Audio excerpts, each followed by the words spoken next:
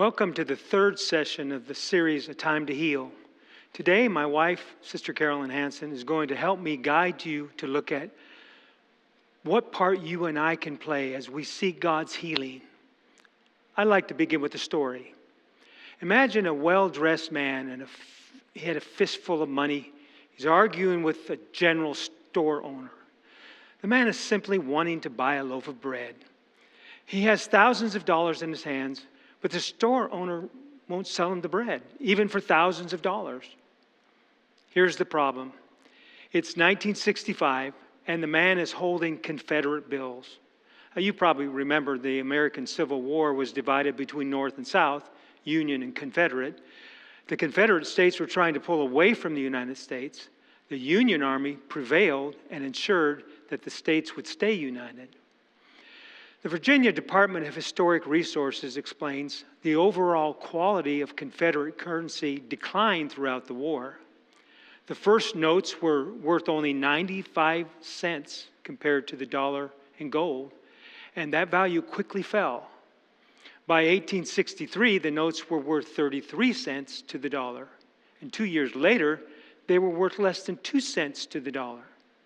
Southerners continued to use the currency for at least a month after the end of the war in 1865.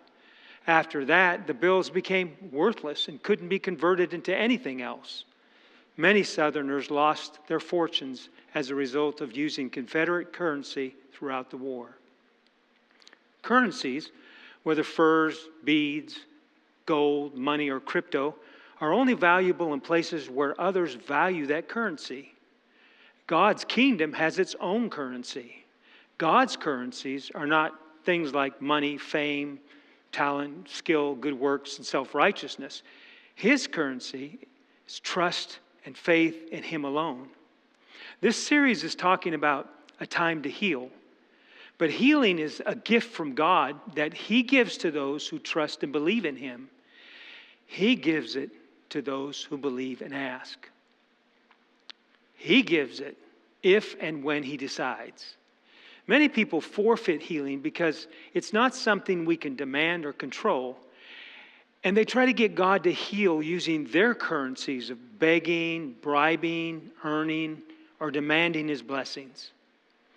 God's currencies of trust and faith are not unattainable. They just require humility and submission. In our last session, we talked about the need to embrace the truth that God heals. In future lessons, we're going to focus more on how to help others believe for their healing. But today, I'd like to encourage you to reach out to God for your own healing. God paid for your healing, and He wants to heal you.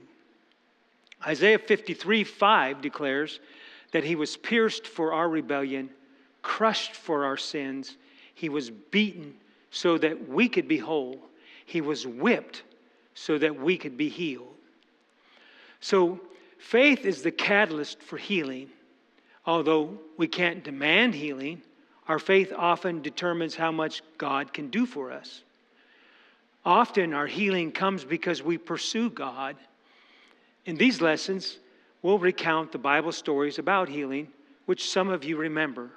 Stories like the blind man who cried out to Jesus, or the woman who had the issue of blood who pushed through the crowd to touch the hem of His garment. If those people had not been aggressive in faith, they probably would not have been healed. Sometimes we hesitate to ask for healing because we aren't really sure if we can trust God to heal us.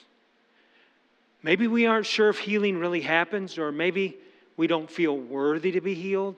But the Bible doesn't ever leave the impression that anyone deserves healing. Healing is a gift.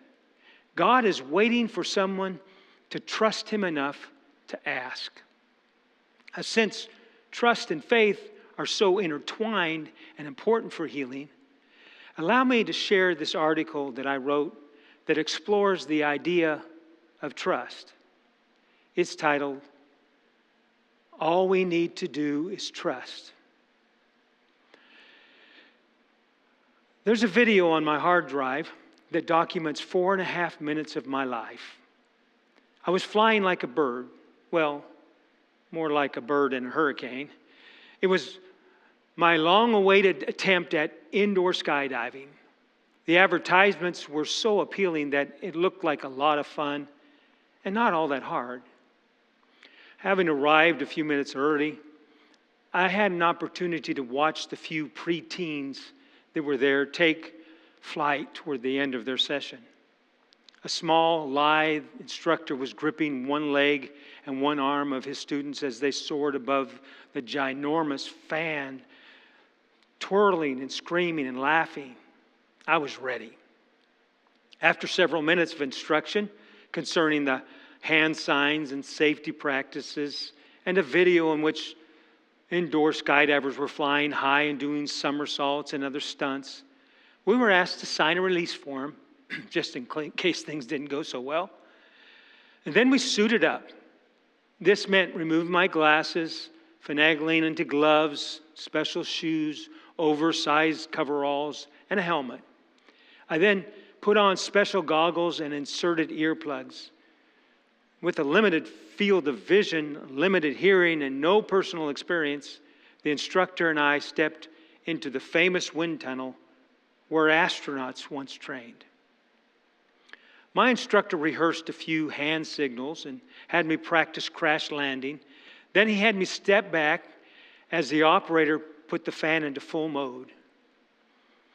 He threw himself face first toward the center of the ring and was instantly airborne, flying above my head with his legs and arms sprawling forward and aft in a half-bent formation. Again, he made it look easy. Now it was my turn. He motioned for me to fall face first toward the center of the fan. And as I did so, I didn't immediately soar. Neither did I hit the wire floor below. My instructor was gripping my overalls in an attempt to keep me in the center of the wind tunnel. And once centered, I rose 6 or 8 feet into the air. The wind was noisy and beat at my whole body, making me feel like I used to feel as a child when my family drove down the highway at high speeds with all the windows down. I was trying to remember all the tips.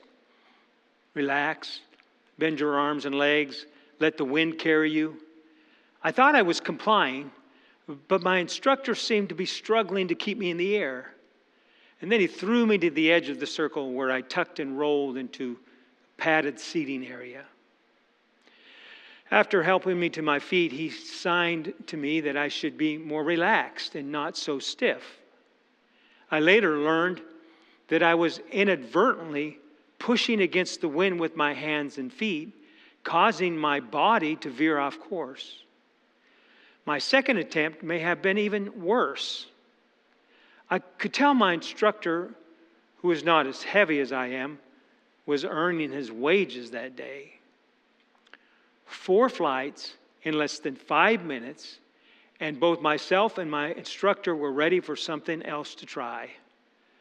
My problem was that I had a very difficult time relaxing, as it was not normal for me to be flying face down over a wire floor. If I had the time and money to pursue the sport, I might eventually gain enough trust and confidence to keep myself centered and even do a somersault. But for now, trust is counterintuitive. Come to think of it, trusting God can be just as challenging, but flying with Him will be worth the time and effort. If you need healing, consider approaching God with trust and faith. Believe God can and will heal you if He decides that it's best. Remember that He needs us to trigger that healing with trust and faith. Take a few minutes to share your thoughts and pray together.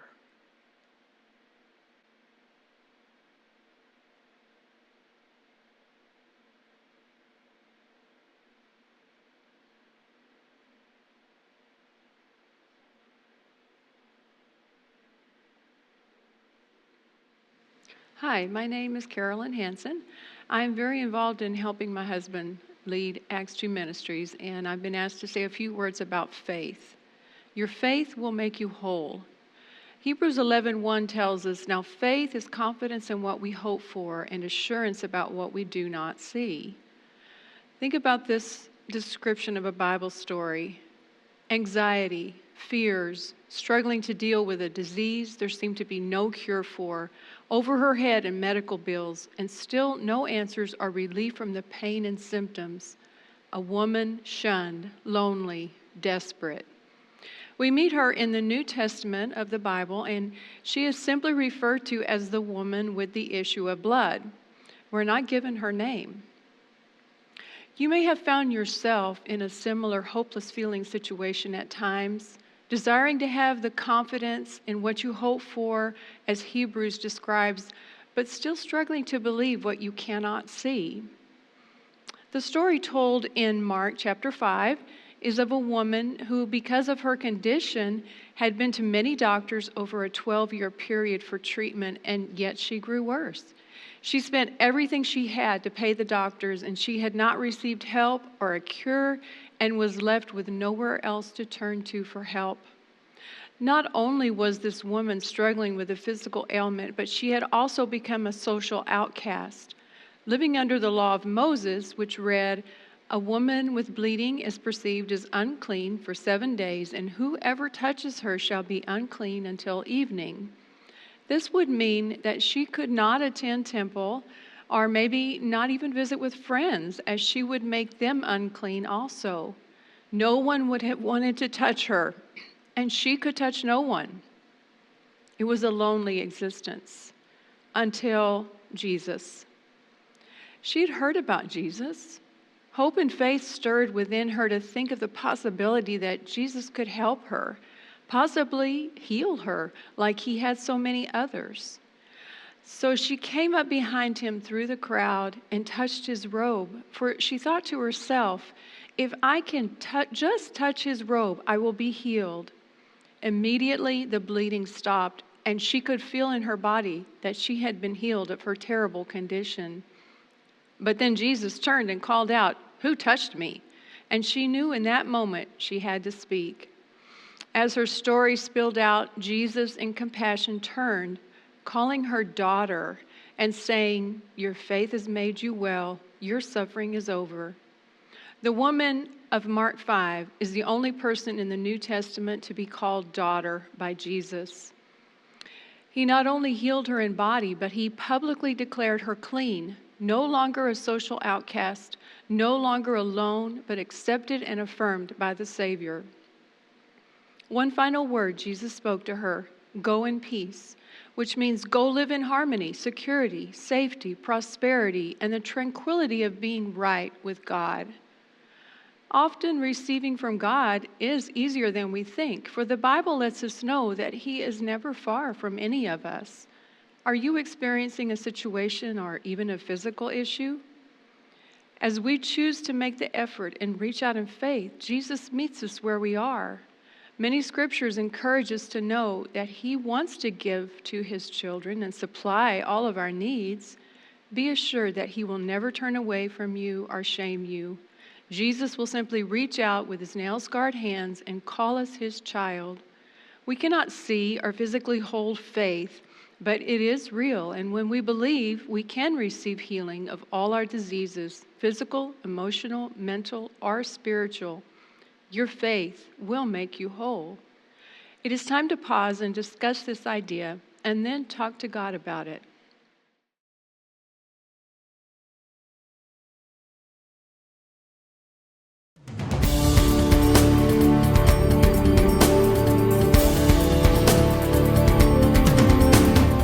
Welcome to II Ministries. I'm Julie Morin, and I'm here with Lisa Legler.